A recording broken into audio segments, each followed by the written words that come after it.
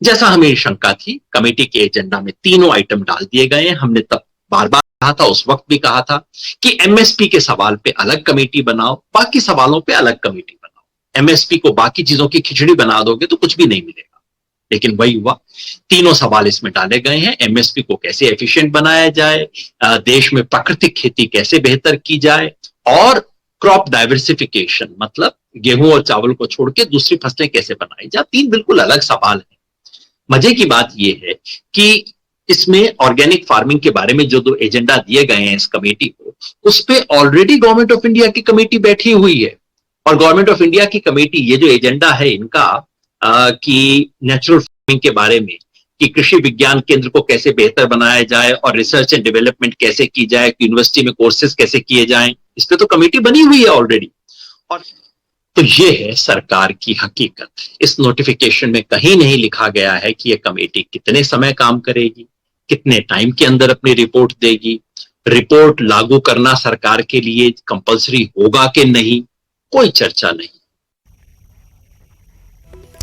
ਤਾਂ ਕਿਸਾਨ ਆਗੂਆਂ ਨੇ ਇਸ ਕਮੇਟੀ ਤੇ ਸਵਾਲ ਚੁੱਕੇ ਨੇ ਕਿ ਇਸ ਕਮੇਟੀ ਨੂੰ ਨਾ ਤਾਂ ਸਮਾਬੱਧ ਕੀਤਾ ਗਿਆ ਹੈ, ਨਾ ਹੀ ਇਸ ਦੇ ਵਿੱਚ ਇਹ ਜ਼ਿਕਰ ਕੀਤਾ ਗਿਆ ਹੈ ਕਿ ਕੀ ਐਮਐਸਪੀ ਕਾਨੂੰਨੀ ਗਾਰੰਟੀ ਨੂੰ ਲੈ ਕੇ ਕਮੇਟੀ ਹੈ, ਐਮਐਸਪੀ ਹੋਰ ਇਫੈਕਟਿਵ ਕਿਵੇਂ ਬਣਾਇਆ ਜਾਵੇ, ਇਸ ਤੇ ਚਰਚਾ ਹੋਏਗੀ ਇਸ ਕਮੇਟੀ ਦੇ ਵਿੱਚ, ਜਾਂ ਇਸ ਨੂੰ ਲੈ ਕੇ ਸੁਝਾਅ ਦੇਗੀ। ਕੀ ਇਹ ਸੁਝਾਅ ਮੰਨਣੇ ਕੰਪਲਸਰੀ ਹੋਣਗੇ ਸਰਕਾਰ ਦੇ ਲਈ, ਇਹ ਵੀ ਇਸ ਦੇ ਵਿੱਚ ਕੋਈ ਜ਼ਿਕਰ ਨਹੀਂ ਹੈ। ਮਨਜੀਤ ਸਿੰਘ ਧਨੇਰ ਜੁੜੇ ਨੇ ਸਾਡੇ ਨਾਲ ਬੀਕੇਯੂ ਡਕੌਂਦਾ ਤੋਂ। ਧਨੇਰ ਜੀ, ਸਵਾਗਤ ਹੈ ਨਿਊਜ਼ 18 ਪੰਜਾਬ ਤੇ। बहुत बहुत स्वागत जी, ਤੁਹਾਡਾ ਵੀ ਬਹੁਤ ਚੈਨਲ ਦਾ ਬਹੁਤ ਬਹੁਤ ਸਵਾਗਤ ਜੀ।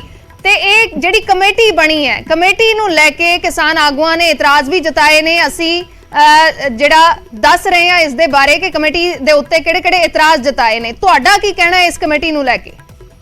ਦੇਖੋ, ਮੈਨੂੰ ਵੀ ਉਹਨਾਂ 'ਚ ਜਮ੍ਹਾਂ ਕਰ ਲਓ ਜਿਨ੍ਹਾਂ ਨੇ ਇਤਰਾਜ਼ ਜਤਾਏ ਨੇ। ਸਾਡਾ ਵੀ ਇਤਰਾਜ਼ ਹੈ ਇਹਦੇ ਵਿੱਚ, ਕਿਉਂਕਿ ਇਹ ਇੱਕ ਫਾਰਮੈਲਿਟੀ ਕੀਤੀ ਗਈ ਆ। ਜਿਨ੍ਹਾਂ ਲੋਕਾਂ ਨੇ 3 ਕਾਲਿਕ ਨੂੰ ਲਿਖੇ ਸੀ, ਜਿਨ੍ਹਾਂ ਨੇ ਉਹਨਾਂ ਦੀ ਧੁਰ ਤੱਕ ਮਤਲਬ ਰਾਖੀ ਕੀਤੀ ਆ ਵੀ ਇਹ ਰੱਦ ਨਾ ਹੋਣ, ਉਹੀ ਲੋਕ ਸਾਰੇ ਇਸ ਕਮੇਟੀ ਦੇ ਵਿੱਚ ਛਾਏ ਹੋਏ ਨੇ। ਇਸ ਕਮੇਟੀ ਦੇ ਵਿੱਚੋਂ ਸਾਨੂੰ ਭੋਰਾ ਵੀ ਆਸ ਨਹੀਂ ਵੀ ਐਮਐਸਪੀ ਦੀ, ਮਤਲਬ ਐਮਐਸਪੀ ਦਾ ਤਾਂ ਨਾਂ ਤੱਕ ਵੀ ਨਹੀਂ ਦਿੱਤਾ ਗਿਆ ਵੀ ਇਹ ਕਮੇਟੀ ਨੇ ਐਮਐਸਪੀ ਖਾਤਰ ਕੋਈ ਕੰਮ ਕਰਨਾ ਹੈ। ਸਿਰਫ ਤੇ ਸਿਰਫ ਕਮੇਟੀ ਕਰਕੇ ਕਮੇਟੀ ਬਣਾਤੀ। ਇਹਦੇ ਚੋਂ ਸਾਨੂੰ ਮਤਲਬ ਕੋਈ ਭੋਰਾ ਆਸ ਨਹੀਂ। ਅਸੀਂ ਜਿਹੜੀ ਐਮਐਸਪੀ ਦੀ ਲੜਾਈ ਆ ਉਹ ਸੰਘਰਸ਼ਾਂ ਦੇ ਰਾਹੀਂ ਫੇਰ ਜਿੱਤਾਂਗੇ, ਸਰਕਾਰ ਨੂੰ ਮਜਬੂਰ ਕਰਕੇ। ਮੈਨੂੰ ਲੱਗਦਾ ਸਾਡਾ ਸੰਯੁਕਤ ਮੋਰਚਾ ਇਸ ਕਮੇਟੀ ਦੇ ਵਿੱਚ ਨਹੀਂ ਜਾਊਗਾ ਜੀ। ਸਾਡੇ ਨਾਲ ਥੋੜੀ ਦੇਰ ਪਹਿਲਾਂ ਬੀਜੇਪੀ ਆਗੂ ਜੁੜੇ ਹੋਏ ਸੀ, ਸੁਰਜੀਤ ਜਿਆਣੀ। ਉਹਨਾਂ ਦਾ ਕਹਿਣਾ ਸੀ ਕਿ ਇੱਕ ਵਾਰ ਕਮੇਟੀ ਦੇ ਵਿੱਚ ਪਾਓ ਤਾਂ ਸਹੀ। ਕਿਸਾਨ ਆਗੂ ਜਿਹੜੇ ਇਤਰਾਜ਼ ਵੀ ਜਤਾ ਰਹੇ ਨੇ, ਉਹ ਇੱਕ ਵਾਰ ਆਪਣੇ ਇਸ ਕਮੇਟੀ ਦੇ ਵਿੱਚ ਜਾਣ, ਉੱਥੇ ਕੋਈ ਇਤਰਾਜ਼ ਹੈ ਜਾਂ ਉਸ ਦੀ ਰਿਪੋਰਟ ਤੇ ਇਤਰਾਜ਼ ਹੈ, ਉਹ ਫਿਰ ਬਾਅਦ ਦੇ ਵਿੱਚ ਰੱਖਣ, ਗੱਲ ਤਾਂ ਕਰਨ। ਉੱਥੇ ਇਤਰਾਜ਼ ਰੱਖਿਆ ਦਾ ਤਾਂ ਫੇਰ ਫਾਇਦਾ ਹੋਊ ਨਾ, ਜੇ ਇਤਰਾਜ਼ ਮੰਨੇ ਜਾਣੇ ਹੋਣ। ਉਹ ਤਾਂ ਬਹੁਤ ਸੰਮਤੀ ਉਹਨਾਂ ਦੀ ਆ। ਅਸੀਂ ਤਾਂ ਆਟੇ 'ਚ ਨੂਣ ਵੀ ਨਹੀਂ ਹੋਣੇ ਉੱਥੇ ਲੋਕ ਹੀ ਹੋ ਗਏ। ਅਸੀਂ ਪਹਿਲਾਂ ਇਹਨਾਂ ਤੋਂ ਮੰਗਿਆ ਸੀ ਵੀ ਸਾਨੂੰ ਦੱਸੋ ਕਮੇਟੀ ਦੀ ਬਣਤਰ ਕੀ ਆ, ਉਹਦਾ ਕੋਈ ਇਹਨਾਂ ਨੇ ਭੇਜੀ ਨਹੀਂ ਹੁਣ ਤੱਕ। ਬਣਤਰ ਅੱਜ ਕਮੇਟੀ ਬਣਾ ਕੇ ਸਾਹਮਣੇ ਲਿਆਤੀ, ਉਹਦੇ 'ਚੋਂ ਸਾਫ਼ ਦਿਖਦਾ ਹੀ ਆ ਵੀ ਉਹ 3 ਕਾਲੇ ਕਾਨੂੰਨਾਂ ਨੂੰ ਅਸਲ ਬੈਕਡੋਰ ਰਾਹੀਂ ਲਿਆਉਣਾ ਚਾਹੁੰਦੇ ਆ ਇਹ। ਜੀ ਹਾਂਜੀ ਜੀ। ਤੇ ਸੁਰਜੀਤ ਜਿਆਣੀ ਇਹ ਵੀ ਕਹਿ ਰਹੇ ਸੀ ਕਿ ਕਿਸਾਨਾਂ ਤੋਂ ਵਾਰ-ਵਾਰ ਮੰਗ ਕੀਤੀ ਗਈ ਸੰਯੁਕਤ ਕਿਸਾਨ ਮੋਰਚੇ ਤੋਂ ਕਿ ਆਪਣੇ 5 ਮੈਂਬਰ ਦੇ ਦਿਓ, ਲੇਕਿਨ ਉਹ ਮੈਂਬਰ ਨਹੀਂ ਦਿੱਤੇ ਗਏ। ਅਸੀਂ ਮੈਂਬਰ ਦੇਣ ਤੋਂ ਪਹਿਲਾਂ ਹੀ ਮੰਗੀ ਸੀ ਵੀ ਜਿਹੜਾ ਤੁਹਾਡਾ ਖਰੜਾ ਉਹ ਕੀ ਕਹਿੰਦਾ ਉਹ ਖਰੜਾ ਦਿਓ। ਇਹਨਾਂ ਨੇ ਖਰੜਾ ਨਹੀਂ ਦਿੱਤਾ ਜੀ। ਅਸੀਂ ਫੇਰ ਹੀ ਮੈਂਬਰ ਦਿੰਦੇ ਨਾ ਖਰੜਾ ਪੜ੍ਹ ਕੇ। ਖਰੜੇ ਦੇ ਵਿੱਚ ਆਹ ਕੁਛ ਸੀ, ਇਹਨਾਂ ਨੂੰ ਪਤਾ ਸੀ ਜੀ। ਤਾਂ ਤੁਹਾਡਾ ਕਹਿਣਾ ਇਹ ਹੈ ਕਿ ਸੰਯੁਕਤ ਕਿਸਾਨ ਮੋਰਚੇ ਦੇ ਆਗੂ ਇਸ ਕਮੇਟੀ 'ਚ ਸ਼ਾਮਲ ਨਹੀਂ ਹੋਣਗੇ? ਹਾਂ, ਮੈਨੂੰ ਲੱਗਦਾ ਉਹ ਤਾਂ ਮੈਂ ਹੁਣ ਕੱਲਾ ਇਸ ਗੱਲ ਤੇ, ਪਰ ਜੋ ਉਹਦੇ ਵਿੱਚ ਆਇਆ ਸੰਯੁਕਤ ਕਿਸਾਨ ਮੋਰਚੇ ਦੇ ਪੱਖ ਦਾ ਹੈ ਨਹੀਂ ਕੁਛ ਵੀ। ਐਵੇਂ ਮਤਲਬ ਟਾਈਮ ਖਰਾਬ ਕਰਨ ਵਾਲੀ ਗੱਲ ਹੈ ਇਹਦੇ ਵਿੱਚ ਜਾ ਕੇ। ਤੇ ਅਸੀਂ ਉਹ ਪਹਿਲ ਸੰਘਰਸ਼ਾਂ ਨੂੰ ਦੇਵਾਂਗੇ। ਸੰਯੁਕਤ ਮੋਰਚਾ ਫੇਰ ਸੰਯੁਕਤ ਹੋ ਕੇ ਕੱਲ ਅਸੀਂ ਬਰਨਾਲੇ ਦੀ ਧਰਤੀ ਤੋਂ ਪੂਰੀ ਸ਼ੁਰੂਆਤ ਕਰਤੀ। ਬਰਨਾਲੇ ਦੀ ਧਰਤੀ ਨੇ ਪਹਿਲਾਂ ਸੰਗਰਾਮਾਂ ਨੂੰ ਜਨਮ ਦਿੱਤਾ ਸੀ। ਅੱਜ ਕੱਲ ਅਸੀਂ ਬੜੇ ਸ਼ਾਨੋ ਸ਼ੌਕਤ ਦੇ ਨਾਲ ਬਰਨਾਲਾ ਦੀ ਦਾਣਾ ਮੰਡੀ ਦੇ ਵਿੱਚ ਸੰਯੁਕਤ ਕਿਸਾਨ ਮੋਰਚੇ ਦੀ ਅਗਵਾਈ ਦੇ ਵਿੱਚ ਕਨਵੈਨਸ਼ਨਾਂ ਲੋਕਾਂ ਨੂੰ ਸਮਝਾਉਣ ਵਾਸਤੇ, ਆਹੀ ਜਿਹੜਾ ਕੁਛ ਲੋਕਾਂ ਵਾਸਤੇ ਮਤਲਬ ਕਮਲ ਖੜਾ ਕਰ ਰਿਹਾ, ਲੋਕਾਂ ਨੂੰ ਗੁੰਮਰਾਹ ਕਰ ਰਿਹਾ, ਇਹ ਗੱਲਾਂ ਅਸੀਂ ਕਨਵੈਨਸ਼ਨਾਂ ਰਾਹੀਂ ਕੱਲ ਸ਼ੁਰੂ ਕੀਤੀਆਂ। 30 ਤਰੀਕ ਤੱਕ ਲੋਕਾਂ ਨੂੰ ਅਸੀਂ ਇਹੀ ਸਮਝਾਵਾਂਗੇ ਠੱਗੀ ਕਿਵੇਂ ਆ। ਇਸ ਤੇ ਅਸੀਂ ਜ਼ੋਰ ਲਾ ਕੇ ਉਸ ਤੋਂ ਬਾਅਦ 31 ਤਰੀਕ ਨੂੰ ਸਾਡਾ ਮਤਲਬ ਜਿਹੜਾ ਚੱਕਾ ਜਾਮ ਦਾ ਸਾਰੇ ਭਾਰਤ ਦੇ ਵਿੱਚ ਉਹ ਸੰਯੁਕਤ ਕਿਸਾਨ ਮੋਰਚੇ ਵੱਲੋਂ ਆ ਚੁੱਕਿਆ ਸੰਘਰਸ਼ ਅਸੀਂ ਸ਼ੁਰੂ ਕਰ ਲਿਆ। ਮਨਜੀਤ ਧਨੇਰ ਜੀ ਜੁੜੇ ਰਹਿਣਾ। ਸਾਡੇ ਨਾਲ ਕਮੇਟੀ ਦੇ ਮੈਂਬਰ ਜੁੜੇ ਨੇ ਗੁਣੀ ਪ੍ਰਕਾਸ਼ ਜੀ, ਜਿਨ੍ਹਾਂ ਨੂੰ किसान आगू के तौर पर इस कमेटी ਦੇ ਵਿੱਚ शामिल किया गया। गुणी प्रकाश जी, स्वागत है न्यूज़ 18 पंजाब पे आपका। कमेटी को लेकर एतराज जताए गए हैं, संयुक्त किसान मोर्चा के जो नेता हैं वो भी एतराज कर रहे हैं। हमारे साथ मनजीत धनेर जुड़े हुए हैं बीकेयू डकौंदा से, उन्होंने भी एतराज जताया है। आम आदमी पार्टी ने भी इस कमेटी का विरोध किया है, क्या कुछ कहना चाहेंगे? आम आदमी पार्टी भी यही कह रही है कि सत्ता पक्ष के लोग इसमें शामिल किए गए हैं। नहीं, इसमें सत्ता पक्ष के में हम लगभग 1978 से भूपेंद्र सिंह मान फाउंडर है भारतीय किसान यूनियन के, और 1987 से मैं जुड़ा हुआ हूँ जी। 2 बार मैं आंदोलन में गोलियां खा चुके हैं। तो हमारे को किसान पक्ष के लिए हमारे को बुलाया है कमेटी में।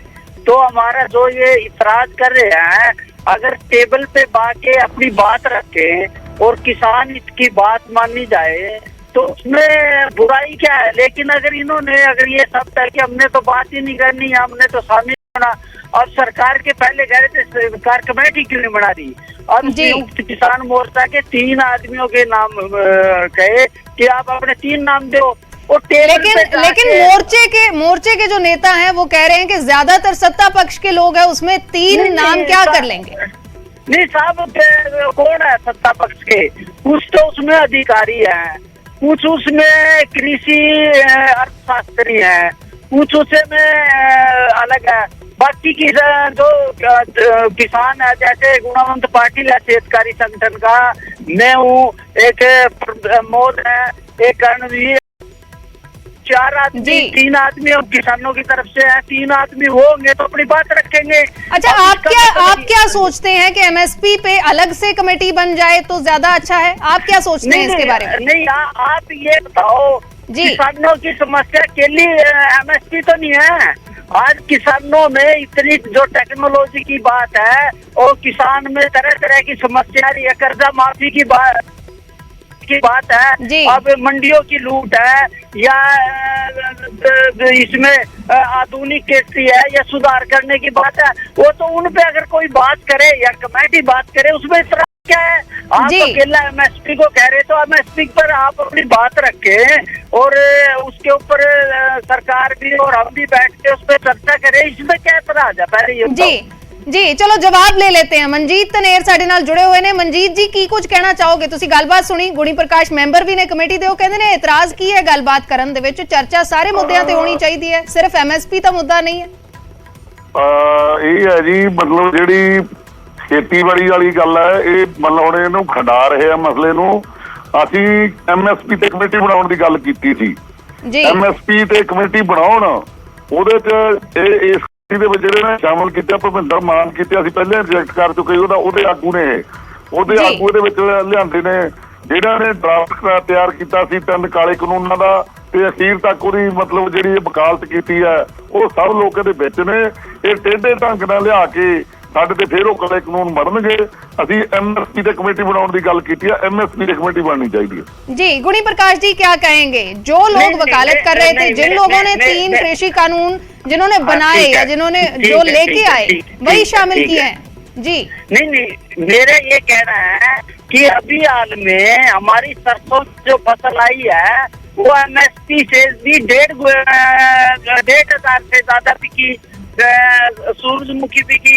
अगर बाजार में कोई फसल अगर अब जैसे गेहूं की है, अंतर्राष्ट्रीय स्तर पे गेहूं की मांग है और यहाँ जो एमएसपी से ज्यादा वहाँ 4,000 तक, पाकिस्तान में 5,000 बिक्री। तो बाजार में अगर किसान को लिबर्टी मिलेगी, आजादी मिलेगी, उसमें एतराज क्या है? रहेगी एमएसपी की बात। एमएसपी जब तय की गई थी वो उपभोक्ता के हित में की गई थी। आज भी उसका जो फार्मूला है वो उपभोक्ता के हित में है। हम क्या है कि उसमें बैठ के चर्चा करें, किसान उपज की कीमत कैसे तय हो, उसकी कैसे बिक्री जाए, मंडी का जो लूट है या मंडी तंत्र है उसमें कैसे सुधार किया जाए।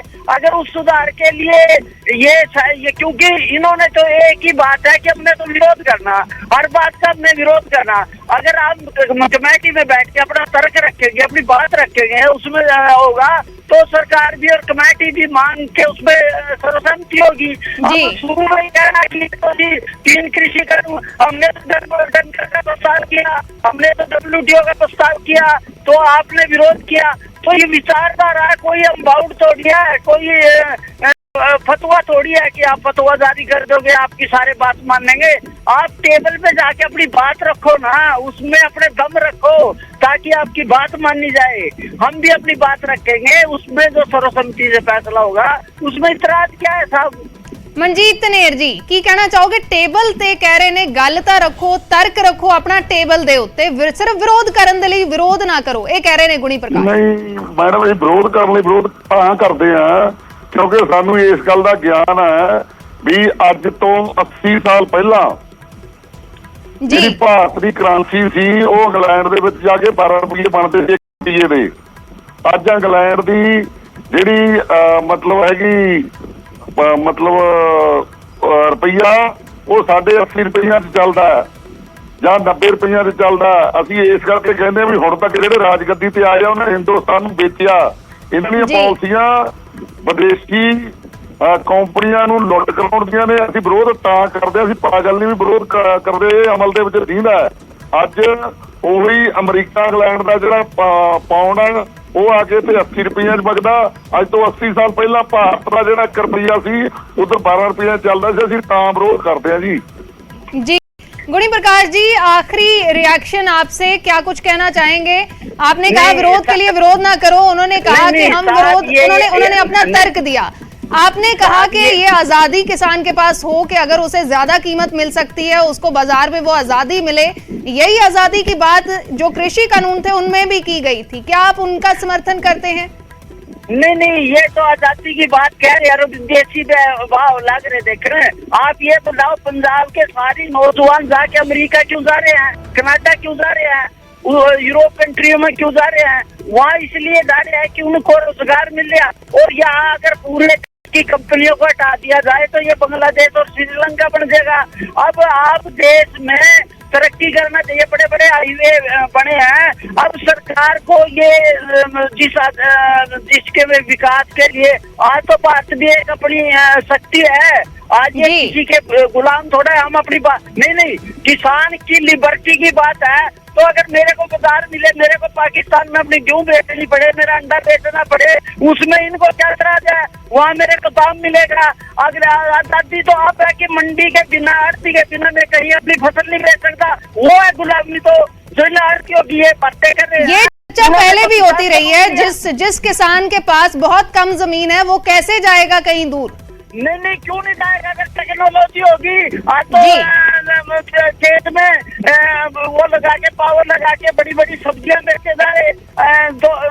1 एकड़ किसान लाखों रुपए कमा रहे हैं। टेक्नोलॉजी अगर आप हमारे को देंगे, बीज हमारे को देंगे, टेक्नोलॉजी हम इजराइल में क्या, यूरोप में, जापान में क्या, अगर हमारे को टेक्नोलॉजी देंगे तो छोटा किसान भी अपना धंधा कर सकता। लेकिन ये लोग तो ये कह रहे हैं कि भाई किसान को अब मान्य सारा ऑनलाइन खरीदारी है, तो मेरे को भी तो ऑनलाइन बेचने की, खरीदने की इजाजत होनी चाहिए ना।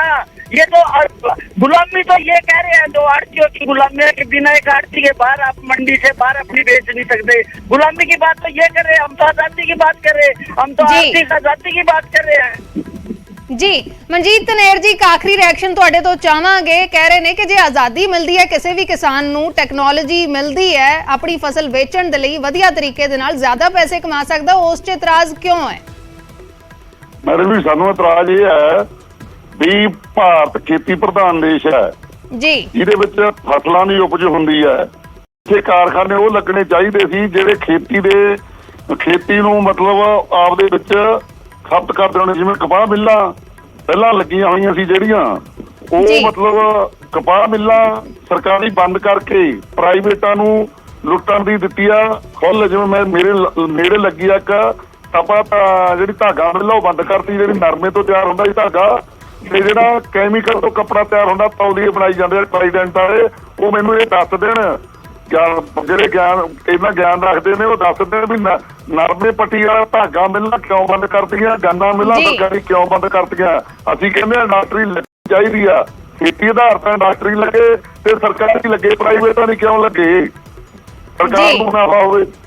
ਸਰਕਾਰ ਜਦੋਂ ਅਡਾਨੀਆਂ ਨੂੰ ਮਤਲਬ ਲੋਨ ਦੇ ਕੇ ਵੱਡੇ ਵੱਡੇ ਉਹ ਬਣਵਾ ਸਕਦੀ ਆ ਫਸਲਾਂ ਸਾਂਭਣ ਵਾਲੇ ਕਦਮ, ਉਦੋਂ ਸਰਕਾਰ ਦੇ ਕੀ ਗੋਲੀ ਲੱਗੀ? ਸਰਕਾਰ ਕਿਉਂ ਨਹੀਂ ਕਰ ਸਕਦੀ? ਸਾਡੇ ਤੇ ਬੇਰੁਜ਼ਗਾਰ ਲੋਕ ਤੁਰੇ ਫਿਰਦੇ ਨੇ, ਉਹਨਾਂ ਨੂੰ ਨੌਕਰੀਆਂ ਦੇ ਕੇ ਸਰਕਾਰ ਨੂੰ ਅਸੀਂ ਢੰਗ ਨਾਲ ਚਲਾਉਣ। ਰੌਲਾ ਇਸ ਗੱਲ ਦਾ ਵੀ ਜੀ। ਜਿਹੜਾ MP MLA ਜਾਂ ਮੁੱਖ ਮੰਤਰੀ ਬਣੇ ਆ ਹੁਣ ਤੱਕ, ਉਹਨਾਂ ਨੇ ਆਪਦੇ ਕੋਰਮੇ ਪਾਲੇ ਆ, ਆਪਦੇ ਕੋਰਮੇ ਪਾਲ ਕੇ ਜਿਹੜਾ ਖਜ਼ਾਨਾ ਉਹਨੂੰ ਖਾਲੀ ਕੀਤਾ। ਰਟਾ ਇੱਥੇ ਪਿਆ ਸਾਰਾ ਵੀ ਇਹ ਖਜ਼ਾਨਾ ਕਿਵੇਂ ਭਰੇ, ਤੇ ਖੇਤੀ ਦਾ ਜਿਹੜੀ ਸਾਡੀ ਫਸਲਾਂ ਉਹਨਾਂ ਦੀ ਖਾਤੇ ਨਾਲ ਕਾਰਖਾਨਿਆਂ 'ਚ ਕਿਵੇਂ ਹੋਵੇ, ਇੱਧਰ ਨੂੰ ਸੋਚਣਾ ਚਾਹੀਦਾ। जी चलो शुक्रिया मनजीत धनेर जी साडे नाल जुड़न दे लई। गुणी प्रकाश जी आपका भी शुक्रिया। गुणी प्रकाश मैंबर ने इस कमेटी दे ते मनजीत धनेर BKU डकौंदा दे आगू ने, उन्हां ने इतराज जताया है। संयुक्त किसान मोर्चे दे वल्लों पंजाब दीयां किसान जथेबंदियां दे वल्लों इस कमेटी ते इतराज जताया गया है ते उन्हां ने यह भी कहा कि मैनू नहीं लगता कि संयुक्त किसान मोर्चे का कोई भी आगू इस दे विच शामिल होएगा, क्योंकि ये कमेटी ਜਿਹੜੀ ਅਸੀਂ ਮੰਗ ਕਰ ਰਹੇ ਹਾਂ ਉਸ ਦੇ ਹੱਕ ਦੇ ਵਿੱਚ ਨਹੀਂ ਹੈ। ਗੁਣੀ ਪ੍ਰਕਾਸ਼ ਮੈਂਬਰ ਨੇ ਕਮੇਟੀ ਦੇ, ਉਹ ਇਹ ਕਹਿ ਰਹੇ ਸੀ ਕਿ ਚਰਚਾ ਹੋਣੀ ਚਾਹੀਦੀ ਹੈ, ਟੇਬਲ ਤੇ ਬੈਠ ਕੇ ਵਿਚਾਰ ਚਰਚਾ ਹੋਣੀ ਚਾਹੀਦੀ ਹੈ, ਉੱਥੇ ਜੋ ਸਰਬਸੰਮਤੀ ਫੈਸਲਾ ਹੋਵੇ ਫਿਰ ਉਹ ਲਾਗੂ ਹੋਵੇ।